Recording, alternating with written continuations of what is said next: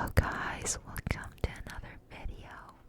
This time I'm going to be reading Wikipedia articles from their unusual articles page, and this is probably loser behavior, but in my free time I like to just scroll through it and then try to look for articles I find interesting. So the first page upon this list is going to be ant-egg soup. Ant-egg soup is a soup made from the eggs of the weaver ant species Oesophila smaragdina. If I butcher any words throughout this video, I'm sorry. I'm not a linguist or anything, and I'm gonna be reading a lot, so please don't make fun of me. Ant-egg soups are traditional dishes in northern Laos and Thai cuisine. They are also enjoyed on China's Hainan Island. In addition to soups where they are the central ingredient, ant eggs may be added as a garnish to a variety of soups. They have a sour flavor. Ant egg soup is part of both Lao and Thai cuisine. As a traditional dish of subsistence farmers in northern Laos and Thailand, it can serve as an important source of protein. In Laos, it is known as gang kai mat. Varieties of ant-egg soup are also eaten in Isan, which is in northeastern Thailand. Ant-egg and leghorn root soup is a traditional local dish in China's Hainan Island, where it is prepared by Miao and Li villages of Wushan City. The main ingredient in ant-egg soup is ant eggs, specifically those from the weaver ant species Oesophila smaragdina. These red ants construct their nests on the undersides of the mango tree and the coconut palm branches. An ant egg harvester will knock the nest off with a stick so that it falls into a bucket of water waiting below. Reportedly, the best tasting ant eggs are harvested from nests that are situated on mango trees. The harvesting of ant eggs may begin in February or March and continues through the summer. Ant egg soup is a popular menu item in the late summer due to its association with the countryside. It serves as an emblem of rural life and evokes nostalgia in Laotian city dwellers. Soup is among the most popular culinary uses for ant eggs. In soups, the ant eggs are typically added towards the end of the cooking process. As a garnish, they may be added to a wide variety of soups and add a distinctive sour pop. Recipes for ant egg soup may include ingredients such as chicken stock, lemongrass, fish sauce, chilies, tamarind, shallot, and spring onion. In Thailand, a type of scarab beetle is sometimes ground and added to red ant egg soup. Next up, we got Clanker. Clanker is a slur for robots and artificial intelligence software. The term has been used in Star Wars media, first appearing in the franchise's 2005 video game Star Wars Republic Commando. In 2025, the term became widely used to discuss distaste for machines ranging from delivery robots to large language models.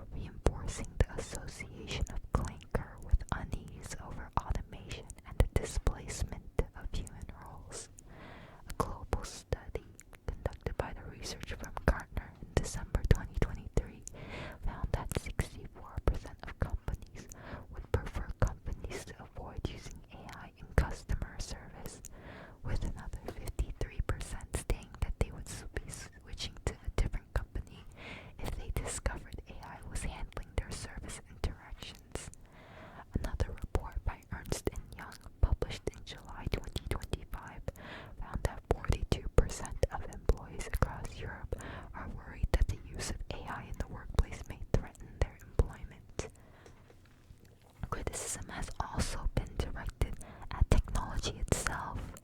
Some of the backlash stems from concerns about the resource consumption of AI systems, their frequent reliance on copyrighted material without consent, and questions about the intentions of the corporations behind them.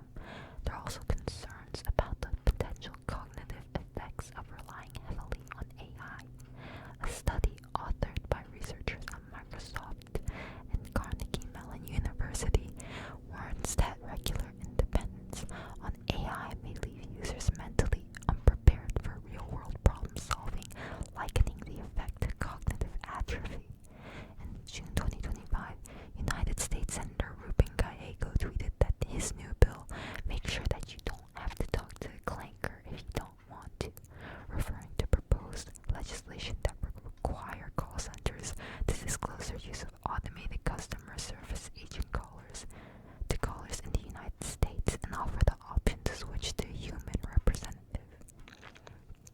Linguist Adam Alexic has described clanker as an evolution of racial slurs that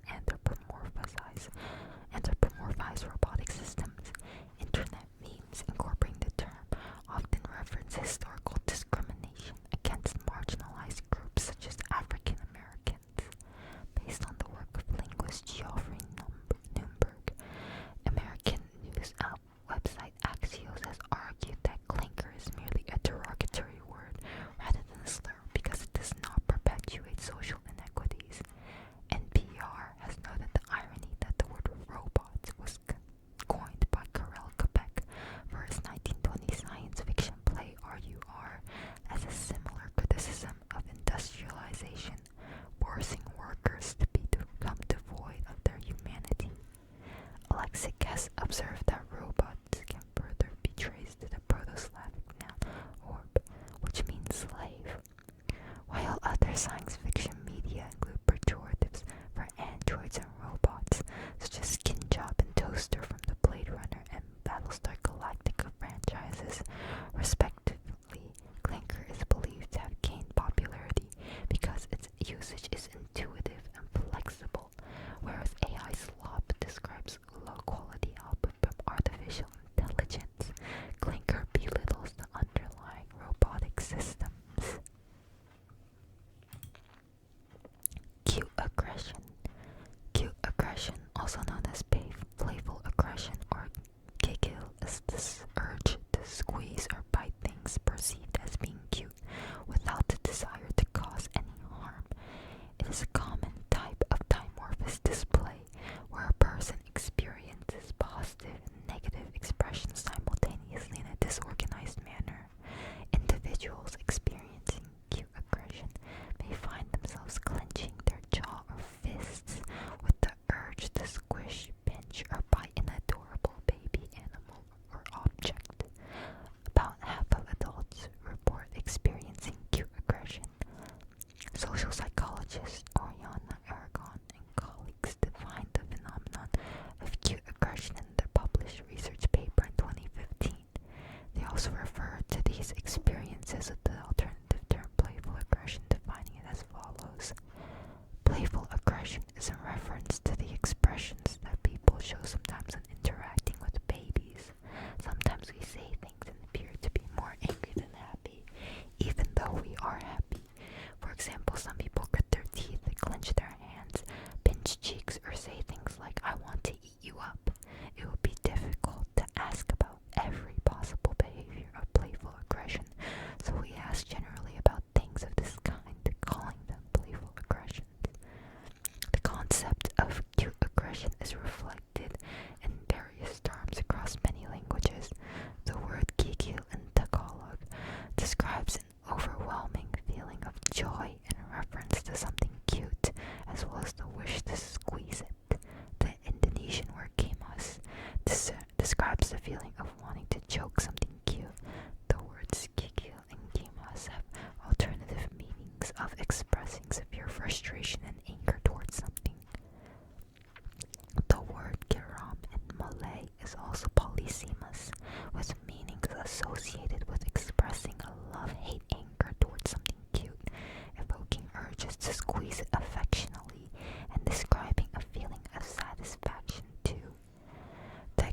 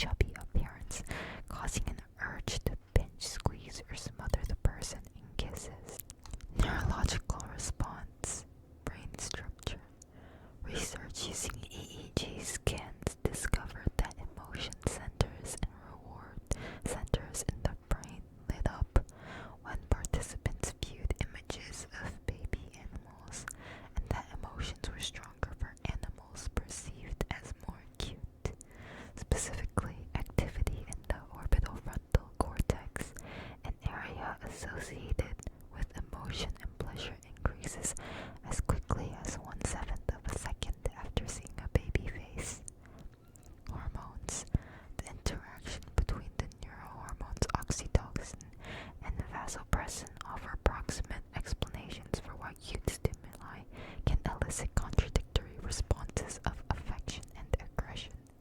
They are distinct molecules and are evolved components of an adaptive system humans have for long-term attachment. The hormone oxytocin, often called the cuddle hormone or the love hormone, is produced in the hypothalamus in the brain and released into the bloodstream by the pituitary gland upon seeing something cute, and neuropeptide surges contribute to the feelings of affection. Vasopressin is also produced in the hypothalamus and released from the posterior pituitary in the brain. When released, it compels the individual to protect and defend what is considered vulnerable. Many mammals, such as grizzly bears, will display aggressive behavior to protect their young. Evolutionary explanation. Evolution suggests that this seemingly paradoxical response may have provided adaptive advantages in human ancestors, aiding in the care and protection of vulnerable offspring. As a species, humans rely heavily upon parental care in order for their offspring to survive. Humans have low reproductive rates relative to other species, amplifying the importance of parental care for the survival of their new offspring. Infantile traits like big eyes, round faces, and small size evoke perceptions of cuteness and trigger innate caregiving instincts in humans. These cute behaviors highlight the child's vulnerability, which adults are receptive to. Psychoanalyst John Bowlby, in his evolutionary theory of attachment, suggests that babies are pre-programmed to elicit attachments from caregivers to increase their chances of survival. He explained how babies use social releasers, including smiling, crying, and making eye contact to attract the attention of caregivers.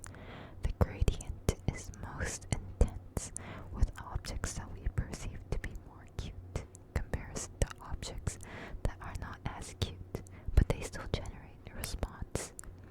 The same adoration that humans are compelled to feel for their young may carry over to other animals with similar physiological traits, which require care, such as puppies and kittens. Biological response of oxytocin attaches the adult's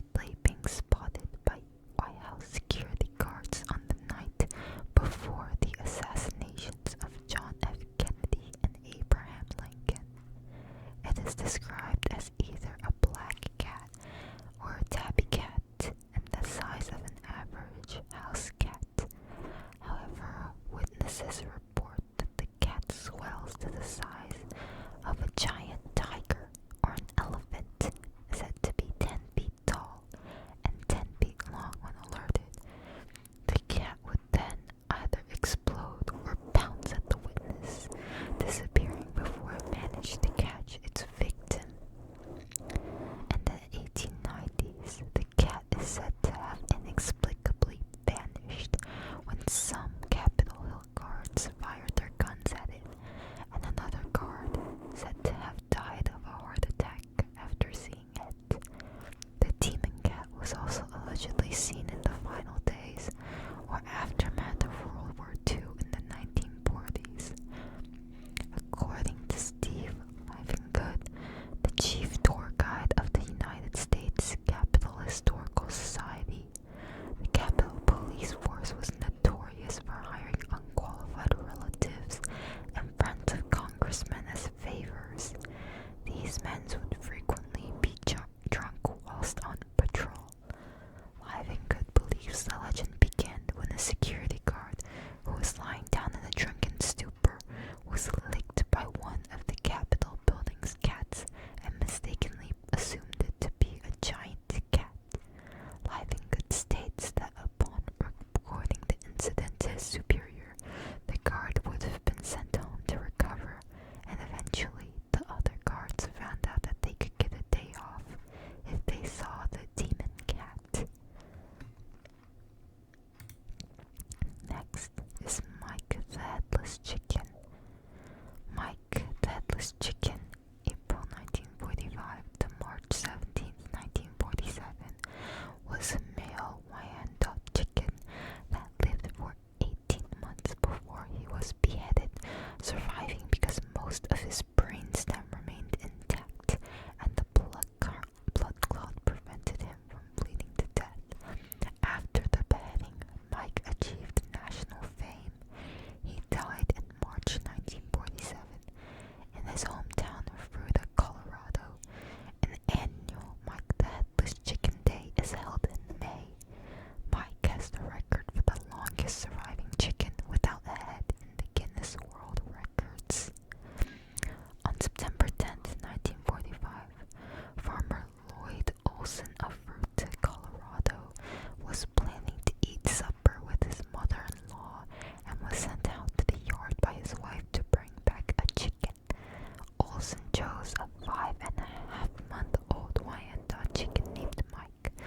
The axe removed the bulk of the head, but missed the jugular vein, leaving one ear and most of the brainstem intact. Despite Olson's attempt to behead Mike, the chicken could still balance on a perch and walk clumsily. He attempted to preen, beg for food, and crow, though with limited success. His crowing consisted of a gurgling sound made in his throat. When Mike did not die, Olson decided to care for the bird. He fed him a mixture of milk and water via an eyedropper and gave him a small portion of corn and worms. It was determined that the axe had missed the jugular vein and the clot that prevented Mike from bleeding to death. Although most of his head was severed, most of his brainstem and one ear were left on his body. Since basic functions, breathing, heart rate, etc., as well as most of a chicken's reflex actions are controlled by the brainstem, Mike was able to remain quite healthy. This is an example of central motor generators enabling basic homeostatic functions to be carried out in the absence of higher brain centers. In addition, birds possess a secondary balance organ in the pelvic region, the lumbosacral organ, which controls walking locomotion virtually independently from the vestibular organ involved in flight. This has been used to explain how a headless chicken can walk in balance despite the destruction of much of the cranial vestibular system. Once his fame had been established, Mike began a career of touring sideshows in the company of such other anomalies as a two-headed baby. He was also photographed for dozens of magazines and papers and was featured in Time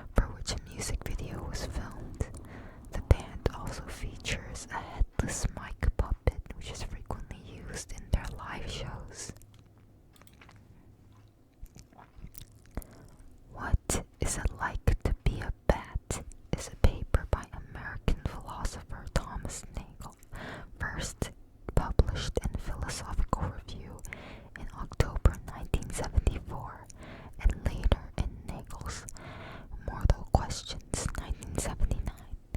The paper presents several difficulties posed by phenomenal consciousness, including the potential insolubility of the mind-body problem owing to facts beyond the reach of human concepts, the limits of objectivity and reductionism, the phenomenological features of subjective experience,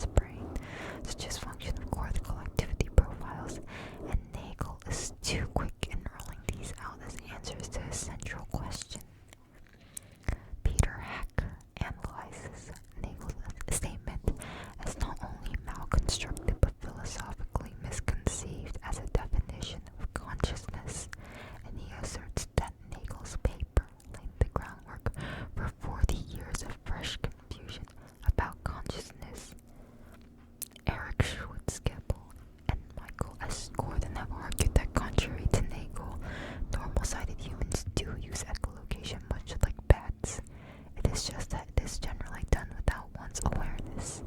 They use this to argue that normal people in normal circumstances can be grossly and systematically mistaken about their conscious experience. Osama Bin Laden elephant. Osama Bin Laden was a rogue bull elephant named after militant leader Osama Bin Laden. He was responsible for at least 27 deaths and the destruction of property in the jungle Sonitpur district of the Indian state of Assam.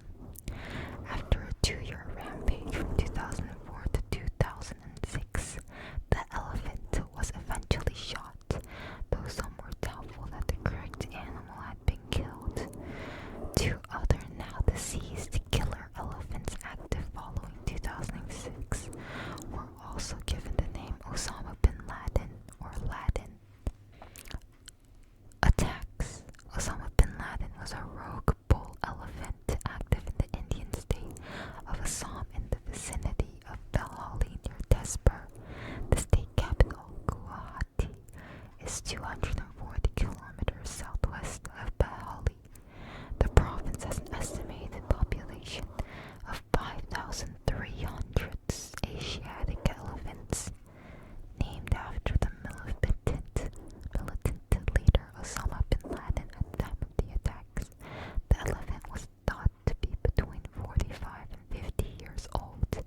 He measured between 2.7 and 3.4, 9 and 11 feet tall. He was given the status of a rogue elephant in the summer of 2006 after his death toll reached double-digit figures. He was said not to fear fire or firecrackers. During his attacks, he killed 27 people in the state of Assam, including 14 during the 6 months preceding his death. Expansion of human activities and destructions of elephants' natural habitat has resulted in elephants foraging for food where humans are situated. From 2001 to 2006 in Assam, more than 250 people were killed by elephants. Villagers killed 268 elephants, mainly by poisoning. Death. Indian officials issued a shoot-to-kill directive for Osama Bin Laden in mid-December 2006, with a deadline of the end of the month. On the 18th of December, it was announced that the elephant had been tracked to a tea plantation near Belhali, a town of 140 kilometers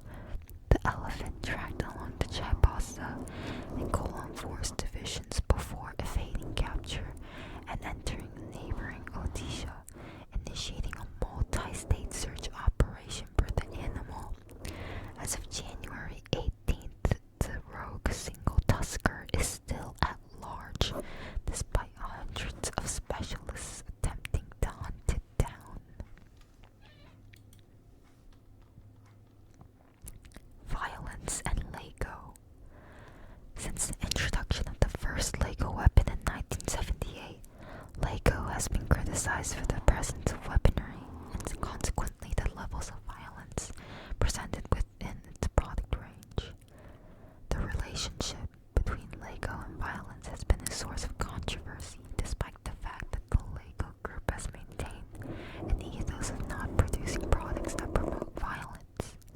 The presence of toy weapons in Lego construction toys has increased over the years, with the introduction of many types of weapons across a variety of Lego themes.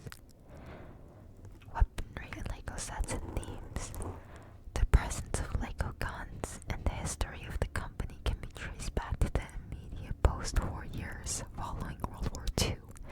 Lego was still making wooden toys until 1947, when the company purchased a plastic injection molding machine. From 1945 onwards, Lego began producing a wooden version of a toy pistol. The company then applied for a patent of the model in 1946. A plastic version of a rapid-firing pistol began to be manufactured in 1949. When Lego was first introduced in the United States through a deal with Samsonite in 1962, the company's advertising rejected military themes due to the increasing anxiety in the population over the Vietnam War. Lego products did not include dull green colors unless used in trees and green base plates in order to make it more difficult for children to build military vehicles. Lego advertising instead focused on creativity and free thinking. A promotional Lego system assortment 1968 UK catalog stated, "A good toy is one which gives free rein to a child's natural creativity and does what he wants it to do." The Lego Group has maintained its long-standing policy of avoiding manufacture of realistic modern weaponry. In a 2010 Lego report, the company stated, "The basic aim is to avoid realistic weapons and military equipment that children may recognize from hotspots around the world, and to refrain from showing violent or frightening situations when communicating about Lego products. At the same time, the purpose is for the Lego brand not to be associated with issues that glorify complex and unethical or harmful behavior." However, over the course of the company's history, the presence of weapons in Lego sets has increased. In 1978, Lego weapons were introduced in the Lego Castle theme, which included a sword, a halberd, and a lance. Other Lego themes were released in later years, which included weapon elements. In 1989, the Lego Pirates theme introduced handguns and cannons, and this trend continued with Bionicle sets in 2005 and 2006. The increased presence of weaponry in Lego sets can be partly attributed to the popularity of movie-themed sets such as Star Wars. The Star Wars films clearly featured numerous weapons, and parents raised concerns about its level of violence. When Lego won the Star Wars franchise and began to produce Lego Star Wars sets in 1999, parents complained that the company was abandoning its pacifist ideals. However, the lightsaber and blasters produced in the sets were all fantasy weapons and clearly distinct from real weapons. The increase of Lego guns and other forms of weaponry in Lego sets has been a continued source of controversy. In May 2016, researchers at the University of Canterbury published a report in the scientific journal PLOS1, which concluded that Lego had become significantly more violent after their research found that the violence of products highlighted on Lego catalogs had increased by 19% every year from 1978 to 2014. The research also stated that almost 30% of Lego sets included at least one weapon brick. The researchers used the Bricklink website, which catalogs every part used in every Lego set since 1949, and also examined the 1,500 images from Lego catalogs since 1979. On balance, the report also noted, "It is unlikely that the Lego company is the only toy manufacturer whose products have become increasingly violent. For instance, Opel has provided initial evidence that Playmobil has followed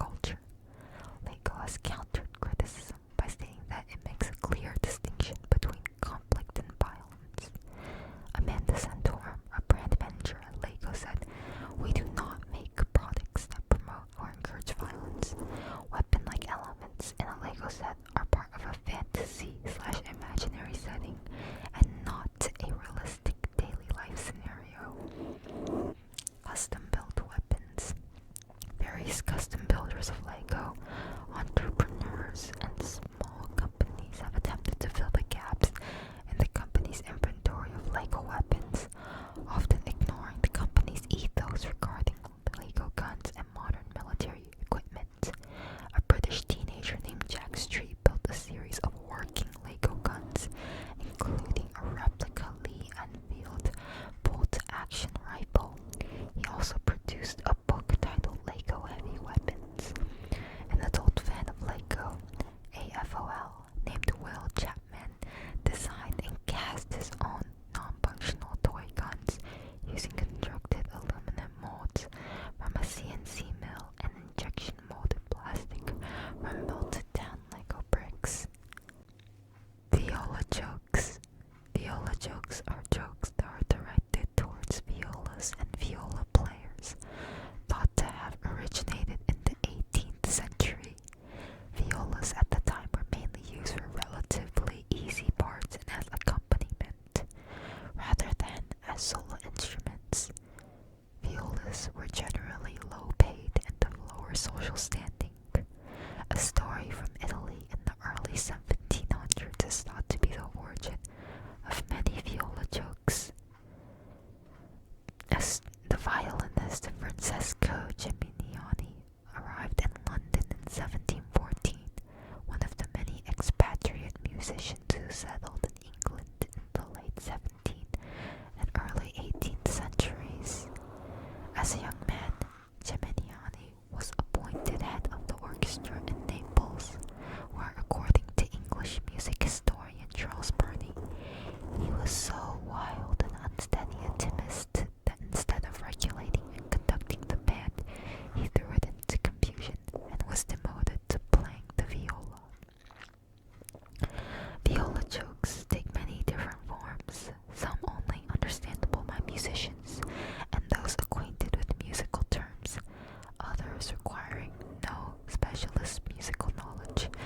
Some jokes make fun of the viola itself, while others make fun of violists, while some jokes are directed in the opposite direction, jokes about musicians who tell viola jokes. Examples of viola jokes, past and modern, include: how can you tell if a viola player is playing out of tune? The bow is moving. This joke resembles a common joke. How can you tell if a politician is lying? His lips are moving.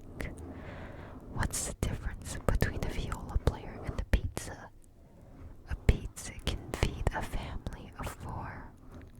What's the difference between a viola and a coffin? Coffins have the dead people on the inside. What's the only thing a violinist can do better than a viola player? Play the viola. What do you call a forgotten violin? A viola. What's the definition of a minor second? 2 viola players playing in unison.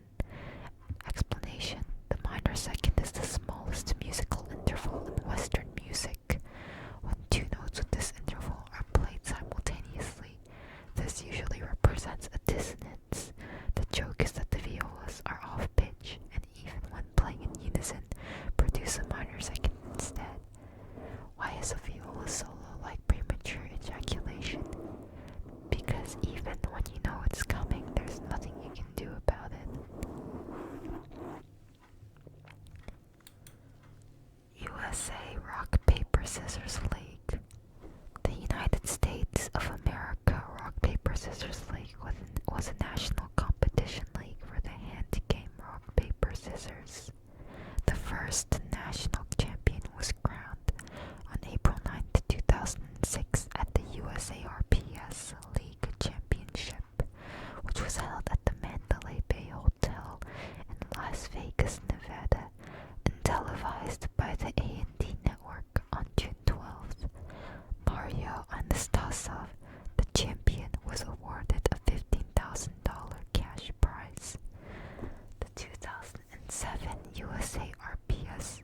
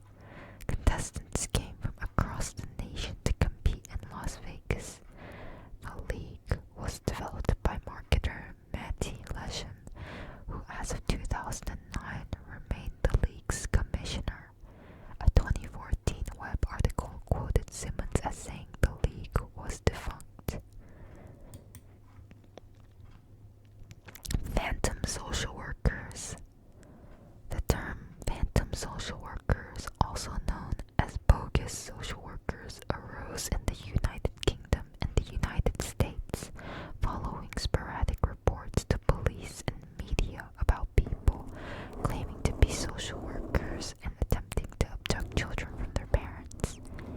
Police investigations into these reports failed to find any substantial evidence or locate any suspects. The phenomenon was initially and most frequently reported in the early 1990s. Media coverage. In the early 1990s, reports emerged in the UK media concerning the purported conduct of persons claiming to be social workers. Most witnesses reported being visited by one or two women in their late 20s to early 30s who were dressed professionally. In some versions of the story, the visits included a woman accompanied by a man who seemed to be acting in a supervisory role. Visits consisted of an inspection of the children in the household, during which the social workers displayed strange behavior. Claims about the nature of the examinations begged concerns that the children were being abused. Police investigation. Police in South Yorkshire launched a major investigation into the phantom social worker phenomenon in 1990, known as Operation Childcare. The investigation became one of the largest in UK history, with 23 separate police forces participating. After a year of investigating, police had gathered 250 reports. Of these, police believed only 2 cases were genuine and 18 deserved to be taken seriously. Criminologists speculate that even genuine cases may have involved self-appointed child abuse investigators or individuals seeking to make false accusations rather than child sexual abusers. No arrests were made, and Operation Childcare has since been disbanded. Lothian and Borders Police set up a special unit to investigate the subject, but disbanded it in 1994 with no arrests. Speculated origins. It is thought that reports of unidentified social workers attempting to take children away from their parents were merely scare stories or urban legends fueled by the story of Marietta Higgs, a pediatrician from Cleveland, England, who diagnosed 121 children as being victims of sexual abuse from their parents without any evidence or reason. Police believe some of these visits were made by vigilante citizens conducting their own child abuse investigations. Other reported visits can be explained by the misidentification of door-to-door salesmen, canvassers, and religious missionaries. Just a heads up, a slight NSFW warning. Actually, pretty big NSFW warning. And I'm going to be censoring some of the words here because, I don't know, I've heard like YouTube can like shadow ban your videos or whatever if the content is too inappropriate. And I'll just like use some mic scratching noises to censor the bad words, so okay. You should probably be asleep by now. Clop, erotic fan art. Clop is erotic, graphic fan art, fan fiction, fan films, fan games, and other fan labor based on My Little Pony, Friendship is Magic, My Little Pony, Equestria Girls, and further generations of the My Little Pony franchise. The term clop, derived from a hoofbeat, also means masturbation in this context. An internal study within the fandom suggests that about 19% of bronies, My Little Pony fans, have engaged in clopping. Critics who view it as a problematic aspect of the fandom fear that it might taint the reputation of the My Little Pony fan community as a whole. Etymology. Clop is both an onomatopoeia and the pun or wordplay on the slang word for itself an onomatopoeia as well. Clop is also used as a verb, meaning to dissipate. Related terms include clopfic, a portmanteau of clop and fanfic, for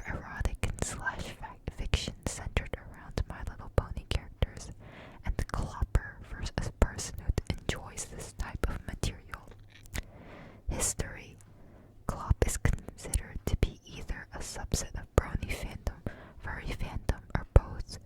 Compared to other types of fan art, Clop features homosexual ships more prominently. The topic has received scholarly attention. Clopping, masturbating to Clop, is frowned upon by some My Little Pony fans. However, in 2015, The Guardian reported that the MLP brony community, the My Little Pony board of 4chan, saw not clopping as a form of heresy and viewed having sex with a real person negatively. In July 2015, the most popular character in Clop on the hub was Rainbow Dash, followed by Rarity and Pinkie Pie. Justin Mullis wrote that the amount of Clop continues to grow at an astounding rate. Popularity. By 2013, the image board Rule34Bahil.net hosted 53,731 sexually explicit images tagged My Little Pony. 49,419 of them featured characters from Friendship is Magic. By 2015, the website hosted 64,889 sexually explicit images tagged My Little Pony, Friendship is Magic, and by 2015, it hosted over 95,401. On the furry image board E621, over 82,649 images were tagged My Little Pony by 2015. By 2017, the number of such images had nearly doubled to 147,037. The main six have been among the most frequently tagged characters on E621. Since 2011, Twilight Sparkle has been the most frequently tagged character, reaching 33,792 tagged images by March 2023. As of September 2025, Twilight Sparkle is the most frequently tagged character on E621 with over 38,000 images. Judy Hopps from Zootopia has the second most tags with over 37,500 images. Fluttershy and Rainbow Dash are the third and fourth most tagged characters, respectively. As of September 2025, the My Little Pony image board Derpyboru hosts over 500,000 images tagged as explicit.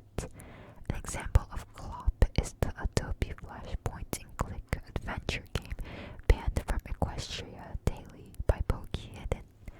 In recent years, the use of technology and artificial intelligence in Clop has become popular within the brony fandom, such as using 15.ai for AI voice acting, e.g. in the explicit music video series Pony Zone. According to internal studies undertaken by the brony fandom, 19% of bronies have engaged in clopping, but it is assumed that the percentage is larger. A 2015 survey by Pornhub revealed that most cloppers were millennials, then between 18 and 24 years old, and men were 37% more likely to search for clop than women.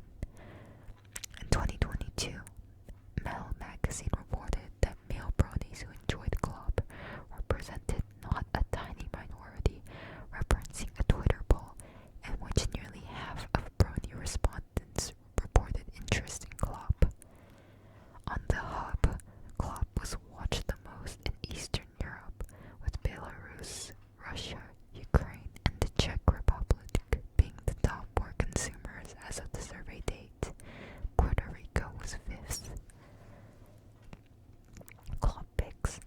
A clop pic is a